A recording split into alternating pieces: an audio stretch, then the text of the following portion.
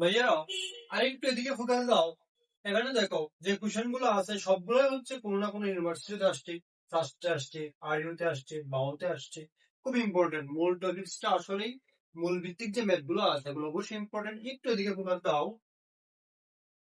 এই কোশ্চেনটা ক্ষেত্রে ওনারা বলছে যে 16 গ্রাম অক্সিজেন গ্যাসে কতটি 16 গ্রাম অক্সিজেন গ্যাসে কতটি অক্সিজেন অণু থাকবে। দেখো এখানে বলছি বরের কথা আর বলছে অণু কতটি অণু আছে। অবশ্যই তুমি এতক্ষণে পারবে যে এখান থেকে কার সাথে কার সম্পূর্ণ করতে হবে। ঠিক আছে না ভাইয়ারা? তারপরে আমি তোমাদেরকে একটু বলে দিচ্ছি, একটু এদিকে ফোকাস দাও। তাহলে আমরা এটা সম্পূর্ণ করবো কার সাথে? W by M equal N by N A. কেন ডব্লিউ বাই এম এর সাথে করেছি? কারণ এখানে আমাদের কোশ্চেনে দেওয়া আছে বর, আর হচ্ছে আমাদেরকে বের করতে বলছে অণু সংখ্যা, আর এখানেই আছে এন বাই এন এ অণু সংখ্যা। ওকে ভাইয়ারা? দেখো যা দেওয়া আছে তার যদি আমি একটু ইনক্লুড করি, তাহলে ডব্লিউ এর মান দেওয়া আছে 16 গ্রাম, আর হচ্ছে যেহেতু এখানে অক্সিজেনের কথা বলছে তার মানে তার আণবিক ভর হচ্ছে কত? 32। যদি আমরা মানটা একটু বসাই দিই, দেখো এন ইকুয়াল টু আমরা লিখতে পারি N A into W by N. তাহলে দেখো এখানে রেজাল্টটা কত আসবে। এন এর মান হচ্ছে 6.023 into 10 to the power 23। Okay, আর ডব্লিউ এর মানটা হচ্ছে 16, আর আণবিক বলের মান হচ্ছে 32। যদি আমরা একটা কাটাকাটি করি, দেখো এটা 2 চলে আসবে এখানে, তাহলে এটা থেকে এটা ধরো 2 দ্বারা কাটলে কত আসবে? 3.012 এরকম সামথিং দেখা যাবে। ওকে, তারপরে একটু দেখতেছি ক্যালকুলেশনটা তোমাদের হিসাবে সুবিধার জন্য। 6.023 ইন্টু 10 টু দি পাওয়ার 23 ভাগ হচ্ছে 2, 3.012 ইন্টু 10 টু দি পাওয়ার 23 সমান। ওকে ভাইয়ারা, আশা করি তোমরা এটা বুঝে ফেলছো। ম্যাথ গুলো একদম ইজি, একটু করতে হয় ওইদিকে। এখানে আরেকটা কোশ্চেন দেখো লেখা আছে, কোশ্চেনটা আসছে আর ইউতে প্রমাণ অবস্থায়। প্রমাণ অবস্থা মানে হচ্ছে এসসিপি তে 2.2 গ্রাম কার্বন ডাই অক্সাইড গ্যাসের আয়তন কত। কি চাইছে আমাদের? আয়তন বের করতে বলছে।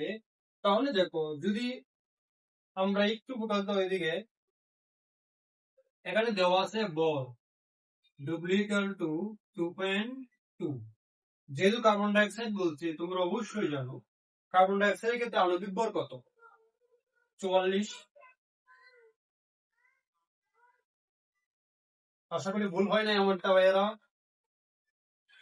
36, হ্যাঁ 44। তাহলে আমাদেরকে বের করতে বলছে গ্যাসের আয়তন কত হবে। তাহলে একটু ফোকাস দাও, আমি এটা মুছে দিচ্ছি। যেহেতু আমাদের এখানে বর দেওয়া আছে আর আমাদের এসটিপি তে আয়তন বের করতে বলছে ভাইয়েরা, তাহলে আমরা কার সাথে? এই এর সাথে আর এর সাথে সম্পর্ক করবো। যেহেতু আমাদের এখানে প্রমাণ অবস্থায় বলে দিয়েছি, প্রমাণ অবস্থা মানে কি? এসটিপি। তাহলে আমরা লিখতে পারি W by M equal V STP by 22.4। আমাদের কেটে বের করতে হবে। তাহলে দেখো বিএসটিপি ইকুয়াল আমরা লিখতে পারি 5.4 ইন্টু ডাব্লিউ। ডাব্লিউ এর মানটা কত আমরা জানি? 2.2। আর লিখতে পারি এম, এম এর মান হচ্ছে 44। তাহলে দেখো আয়তনটা কত আসবে একটু যদি ক্যালকুলেশন করি। 22.4 ইন্টু 2.2 ভাগ হচ্ছে তোমার 44, তাহলে 1.12 লিটার আসছে। 1.12 লিটার। আশা করি ভাইয়া বুঝতে পারছো। আর একটু ফোকাস দাও, লাস্ট একটা ম্যাথ যে ম্যাথটা ফার্স্টে আসছে। অনেক স্টুডেন্টের স্বপ্ন থাকে সেই ফার্স্টে পড়াশোনা করা। দেখো তোমাদের জন্য একটা ম্যাথ, একদম ইজি একটা ম্যাথ। দেখো বলছে 6 গ্রাম কার্বনকে সম্পূর্ণরূপে দহন করতে। 6 গ্রাম কার্বনকে সম্পূর্ণরূপে দহন করতে, দহন মানে করা কি? দহন করা মানে পুরানো। দহন করতে কতগুলো অক্সিজেন অণু প্রয়োজন হবে? কতগুলো অক্সিজেন অণু প্রয়োজন হবে? তাহলে এখানে আমাদেরকে দেওয়া আছে, দেখো ভর দেওয়া আছে 6 গ্রাম। যেহেতু এখানে কার্বনের কথা বলছে, তাহলে কার্বনের ক্ষেত্রে আমরা আণবিক ভরটা কত জানি? অবশ্যই 12। তাহলে দেখো এই ম্যাটার ক্ষেত্রে কি রেজাল্ট আসতেছে, আমাদেরকে অক্সিজেনের কতগুলো অণু প্রয়োজন হবে তা বের করতে বলছে। পোড়াবা কাকে? অবশ্যই কার্বনকে। আর পোড়াইতে গেলে অবশ্যই কি লাগবে? অক্সিজেন লাগবে। তাহলে আমরা সূত্রটা কার সাথে কার সম্পর্ক লিখবো? W by M equal N by N।